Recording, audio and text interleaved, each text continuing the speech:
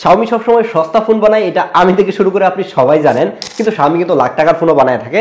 এই হচ্ছে একটা Xiaomi লাখ টাকার ফোন, এটা হচ্ছে Mi 11 Ultra, যেটা 2021 সালে Xiaomi লঞ্চ করে। কিন্তু 2021 সালের ফোনটা এই সময়ে এসে অনেকেই কিনতে যাচ্ছে এবং এটার প্রাইস এখন অ্যারাউন্ড 40 থেকে 42,000 টাকা।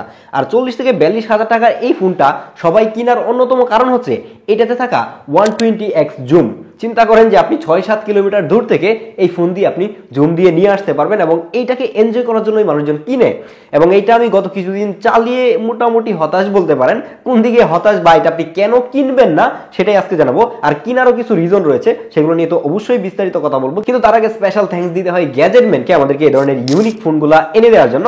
আপনি যদি এই Mi 11 Ultra অথবা যে কোনো ইউজড অথবা নতুন ফোন কিনতে চান, তাহলে একটা ট্রাস্টেড শপ হতে পারে হচ্ছে গ্যাজেটম্যান। আপনি গ্যাজেটম্যানের ফিজিক্যাল শপে যেতে চাইলে চলে যাবেন সোজা যমুনা ফিউচার পার্কে। তাছাড়াও আপনি চাইলে বাংলাদেশের যে কোনো জায়গা থেকে যে কোনো কিছু কিন্তু তাদের কাছ থেকে অর্ডার করতে পারেন। তাদের ব্যাপারে সকল কিছু ডিটেল থাকছে ডেসক্রিপশন বক্সে। শুরুতেই কথা বলা যাক এটা ক্যামেরা বাম্প নিয়ে। প্রথমে এই ফোনটা হাতে নিয়ে আমি ভাবতেছিলাম যে আমি কি ক্যামেরা হাতে নিলাম নাকি ফোন হাতে নিলাম, কারণ এর ক্যামেরা বাম্পটা এতটাই বড়। তার থেকে ইউনিক জিনিস হচ্ছে যে এর ক্যামেরা বাম্পের পিছনে দেখেন যে একটা ডিসপ্লে রয়েছে, যে ডিসপ্লের মধ্যে আপনি আপনার ক্যামেরাকে দেখতে পারবেন। মানে এই ক্যামেরা দিয়ে যখন ছবি তুলবেন কিংবা ভিডিও করবেন, আপনাকে নিজে এই ভিউ ফাইন্ডারে দেখতে পাবেন। তাছাড়াও এটার মধ্যে টাইম থেকে শুরু করে 2-4টা উইজেট সাপোর্ট করে, নোটিফিকেশন আসলে দেখা যায়। এই বিষয়গুলো খুবই ইউজফুল ছিল। তাছাড়াও এর ক্যামেরাটাও কিন্তু অনেক জোস লেভেলের ছিল। আর হচ্ছে এটা একটা কার্ভ ডিসপ্লে। আর এই ফোনটা হাতে নিতে অনেক বেশি প্রিমিয়াম লাগতেছিল। আর এটার মধ্যে 2021 সালেই কিন্তু কর্নিং গরিলা গ্লাস ভিক্টাসের সাপোর্ট থাকতেছিল। আর হচ্ছে এর ফ্রেমটা অ্যালুমিনিয়ামের। আর লাখ টাকার ফোন অবশ্যই প্রিমিয়াম হতে হবে এবং এটাও তার ব্যতিক্রম না। একটা ফ্ল্যাগশিপ ফোন যেরকম প্রিমিয়াম হয়, এটাও তেমন প্রিমিয়াম। কিন্তু 2021 সালের একটা ফোন এই 2025 সালে এসে প্রিমিয়াম হোক, কিন্তু এটার ভিতর থেকে তো প্রিমিয়ামনেস দেখাতে হবে। লাইক ক্যামেরা, ডিসপ্লে, পারফরমেন্স সবকিছু ভালো হতে হবে। কারণ এটার প্রাইস এখনো কিন্তু অ্যারাউন্ড 40 থেকে 42,000 টাকা। 40-42,000 টাকা দিয়ে এখনো কিন্তু ভালো নতুন ফোন পাওয়া যায়। তো ওইগুলা রেখে আপনি এটা কিনবেন কিনা। একটু আগে যেটা বলছিলাম যে এর ব্যাক সাইডে কিন্তু পিছে একটা ডিসপ্লে রয়েছে, যে জায়গায় মিউজিক প্লে পজ করা যায় কিংবা আরো নানান হাবিজাবি টুকটাক কাজ করা যায়। তাছাড়াও কিন্তু এর সামনে বিশাল বড় একটা ডিসপ্লে থাকতেছে। অবশ্যই ফোনের মধ্যে ডিসপ্লে থাকতে হবে। এই জায়গায় ডিসপ্লে হিসেবে পাচ্ছেন 6.81 ইঞ্চির অ্যামোলেড ডিসপ্লে, যেখানে 1 বিলিয়ন কালার সাপোর্ট পাচ্ছেন এবং এটার মধ্যে হায়ার রিফ্রেশ রেট পাচ্ছেন 120 হার্জ। তাছাড়াও এটার পিক ব্রাইটনেস 1700 নিটস। যদিও কিনা এই নাম্বারটা শুনে এখন কম মনে হচ্ছে, কারণ এখন 40,000 টাকা দিয়ে নতুন ফোন কিনলে 4000 কিংবা 6000 নিটস ব্রাইটনেস থাকে। কিন্তু এই ফোনটা যখন আপনি ডিরেক্ট সানলাইটে ইউজ করবেন আউটডোরে, কোনো অবস্থাতেই ব্রাইটনেস নিয়ে প্যারা খাবেন না। এটা একদমই চকচকা দেখা যায়। কিন্তু এই ফোনটা যে 2021 সালের কিংবা 2-4 বছর পুরাতন, সেটা আপনি এটার ডিসপ্লের দিকে তাকালেই দেখতে পাবেন। কারণ একটা ফ্ল্যাগশিপ লাখ টাকার ফোনের ডিসপ্লের বেজেল এই সময় এসে এত মোটা হয় না। আপনি যদি এর লোয়ার বেজেলটা দেখেন তাহলে দেখবেন যে অনেকটা মোটা মনে হচ্ছে, একদম বাজেট ফোনের মতো। তাছাড়াও উপরের দিকের বেজেলগুলো একটু মোটা ছিল। যেহেতু এটা কার্ভ ডিসপ্লে, যার কারণে মোটামুটি মিসটাচ হয়, টুকটাক মিসটাচ হয়। তো এটা আপনারা কিন্তু ম্যানেজ করে নিতে হবে। আর হচ্ছে পার্সোনালি আপনারা হয়তো অনেকেই জানেন যে আমি কার্ভ ডিসপ্লে খুব একটা পছন্দ করে থাকি না। তো যারা কার্ভ ডিসপ্লে পছন্দ করেন তাদের জন্য কিন্তু একটা বেস্ট ডিল। এই ডিসপ্লে শার্পনেস থেকে শুরু করে ডিসপ্লের কন্টেন্ট ওয়াচিং কিংবা এটা দিয়ে যদি আপনি গেমিং করেন, কোনো অবস্থাতেই প্যারা খাবেন না। একদমই টপ নোটস লেভেলের একটা ডিসপ্লের এক্সপিরিয়েন্স পাবেন এটা থেকে। যেহেতু এই ফোনটা 2021 সালে রিলিজ হয়েছে, অলমোস্ট 4 বছরের মতো কিন্তু এটার বয়স হয়ে গেছে। 4 বছর আগে কিন্তু স্ন্যাপড্রাগনের যে ফ্ল্যাগশিপ চিপ ছিল 888 জনপ্রিয় চিপ, সেটাই কিন্তু এই ফোনে ইউজ করা হয়েছে এবং এই 2025 সালে এসেও এটা খুবই ভালো পারফর্ম করতেছিল। কিন্তু যারা গেমার ভাইরা রয়েছেন, প্রচুর পরিমাণে গেমিং করেন, হেভি গেমিং করতে চান, আপনার বাজেট 40 থেকে 42,000 টাকা, তাদেরকে বলবো যে এই ভিডিওটা আপনি এই জায়গায় পজ করে স্কিপ করতে পারেন। কারণ আপনাদের জন্য এই ফোনটা না। এই ফোনের পারফরমেন্স আপনি এখন একদমই ভালো পাবেন না। কারণ এই ফোন থেকে আপনি বাজেট অনুযায়ী টপ নচ পারফরমেন্স আপনি পাবেন না। এটা থেকে ডিসেন্ট একটা পারফরমেন্স পাবেন। ডিসেন্ট বলার কারণ হচ্ছে যারা রেগুলার লাইফে ইউজ করেন কিংবা মাঝে মাঝে টুকটাক শখের বসে গেম খেলেন, তাদের জন্য কিন্তু বেস্ট ডিল। তারা কিন্তু কোনো অবস্থাতে পারফরমেন্স নিয়ে প্যারা খাবেন না। আমাদের একটা সবথেকে বড় কমপ্লেইন ছিল হচ্ছে Xiaomi-র উপর, Xiaomi-র MIUI নিয়ে, যেটার মধ্যে প্রচুর বাগ-বাল্লুক ছিল। কিন্তু তারা এই HyperOS দিয়ে কিন্তু অনেকটাই ফিক্সড করে দিয়েছে। এখন কিন্তু এই ধরনের প্যারা নাই। আর এই ফোনটার মধ্যেও কিন্তু এখন HyperOS পাচ্ছেন। তাছাড়া এই ফোনটা কিন্তু এখন Android 14 এ রান করতেছে, যদিও Android 15 চলে আসছে।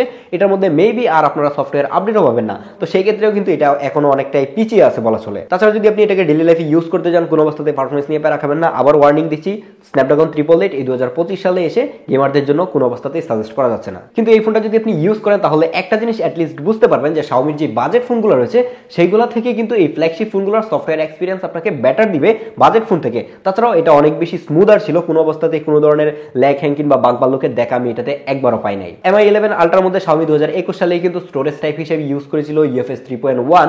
এই সময় এসেও অনেক ফ্ল্যাগশিপ ফোনে 2025 সালেও দেখতেছিলাম যে UFS 3.1 ব্যবহার করতেছে। তো যার কারণেও কিন্তু এই ফোনটা এখনো খুবই ভালো পারফরমেন্স দিচ্ছে।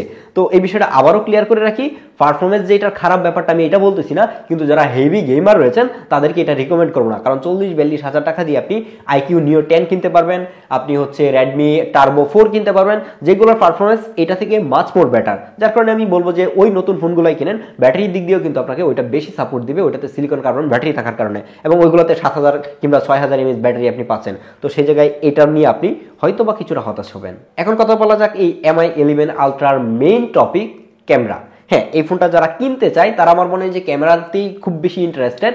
এর অন্যতম কারণ হচ্ছে এটাতে থাকা 120x জুম, কিন্তু এই জুম নিয়ে আমি মোটামুটি হতাশ। আমি ফেসবুকে কয়েকটা ভিডিও দিচ্ছি, তো এটার মধ্যে কিন্তু মেইন লেন্স হিসেবে থাকছে একটা 50 মেগাপিক্সেলের ক্যামেরা, যেটার অ্যাপারচার f2.0।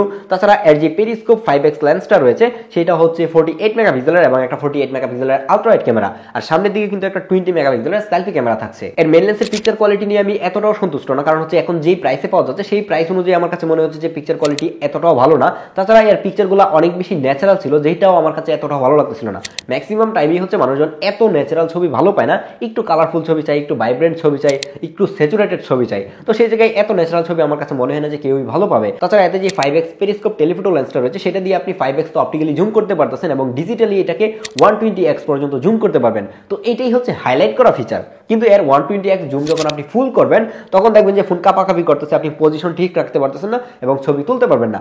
এটা দিয়ে যখন আপনি 50% জুম করবেন তখন আপনি কিন্তু একটা স্টেবল ছবি তুলতে পারবেন এবং একটা ইউজফুল ছবি তুলতে পারবেন। আর যদি এর উপরে জুম দিয়ে ফেলেন তখন দেখবেন যে ডিটেল এবং শার্পনেস নাই, কিন্তু এটা কি ইউজ করা যায়, একদমই ইউজলেস আমি বলবো না। 80% কিংবা 80x কিংবা 90x পর্যন্ত দেখলাম যে ভালোই কাজ করে, কিন্তু যখন 90-র উপরে চলে যাওয়া যায় তখনই কিন্তু এটা অনেক বেশি কাঁপাকাঁপি করে, ছবি তোলা একদমই অসম্ভব হয়ে পড়ে। তাছাড়া যখন আপনি এটা দিয়ে রেগুলার 5x মোডে ছবি তুলবেন তখন মোটামুটি ভালোই ছবি দিচ্ছিল, অনেক দূর থেকে কিন্তু এটা শার্প এবং ডিটেল ছবি দিচ্ছিল। কিন্তু এই সময় এসে ফোনের মধ্যে যে 5xটা থাকে সেটা থেকে কিন্তু এই ফোনটা অনেকটাই পিছিয়ে থাকবে। সেটার সাথে যদি কম্পেয়ার করতে যান তাহলে দেখবেন শার্পনেস এবং ডিটেলের দিক দিয়ে অনেক বেশি পিছিয়ে যাচ্ছে, তাছাড়া একটু গোলাটি টাইপের ছবি দিচ্ছে। তো আমার মনে হয় যে এই সময় এসে 5x কিংবা 120x দেখেই এই ফোনটাকে কেনা কোনো অবস্থাতেই উচিত হবে না। তাছাড়া এতে যে 48 মেগাপিক্সেলের আলট্রাওয়াইড ক্যামেরাটা রয়েছে সেইটা নিয়েও আমি এতটাও স্যাটিসফাইড না। এর কারণ হচ্ছে এটার মধ্যেও কেন জানি একটু গোলাটি টাইপের ছবি দিচ্ছিল, এতটাও শার্প এবং ডিটেল ছবি দিতে পারতেছিল না।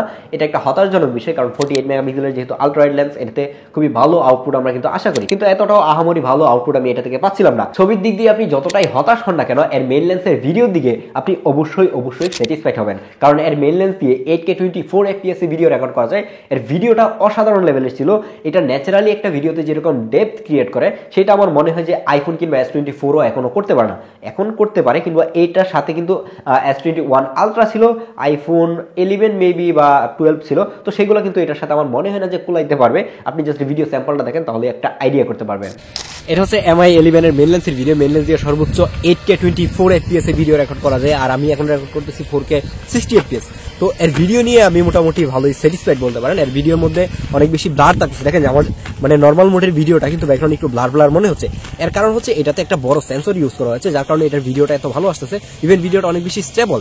যারা ভিডিওর জন্য একটা ফোন নিতে চাচ্ছেন তাদেরকে এই ফোনটা হতাশ করবে না কোনো অবস্থাতেই। কিন্তু এটার ইমেজ প্রসেসিং একটু ঝামেলা রয়েছে, ইমেজ ঠিকঠাক প্রসেস করতে পারে না। আমি যদি এদিকে যাই তাহলে আর ডিরেক্ট সানলাইটে কেমন ভিডিও পাওয়া যায় সেটা আই থিঙ্ক বুঝতে পারবেন। এখন যদি এটা নিয়ে আমি একটু, এটা হচ্ছে MI 11 আলট্রার সেলফি ক্যামেরা ভিডিও, এবং সেলফি ক্যামেরা দিয়ে সর্বোচ্চ 1080p 60 fps ভিডিও রেকর্ড করা যায়।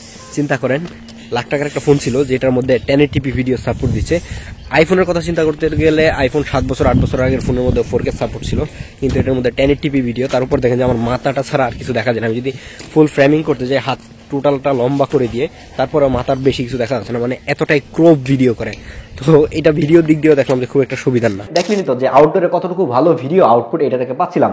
আরেকটা ভালো বিষয় হচ্ছে যে এর পিছনে যে পিচ্চি ডিসপ্লেটা রয়েছে সেই ডিসপ্লের মধ্যে আপনি ভিউ ফাইন্ডার হিসেবে ইউজ করতে পারবেন। ভিডিও করার সময় আপনি নিজেকে নিজে দেখতে পাবেন। এটা আমার কাছে খুবই ইউজফুল মনে হচ্ছে। যারা অ্যাকশন ক্যাম ইউজ করেন, গোপ্রো ইউজ করেন, অ্যাকশন ক্যামের সামনের দিকে ডিসপ্লেটাকে যেভাবে ইউজ করা যায় এটাকে ওইভাবে ইউজ করা যাচ্ছিল। যারা নিজের ব্লগ করেন তাদের জন্য একটা ইউজফুল জিনিস হতে পারে। খুবই ইনস্ট্যান্ট আপনি কিন্তু এটা দিয়ে ভিডিও রেকর্ড করতে পারবেন এবং আপনি নিজেকে দেখতে পারবেন যে ফ্রেমের মধ্যে ঠিকঠাক আছেন কিনা, যেটা আমার কাছে খুবই ভালো মনে হয়েছে। আর 20 মেগাপিক্সেলের সেলফি ক্যামেরাটাও ছিল একদমই এভারেজ লেভেলের, খুব বেশি ভালো বলবো না।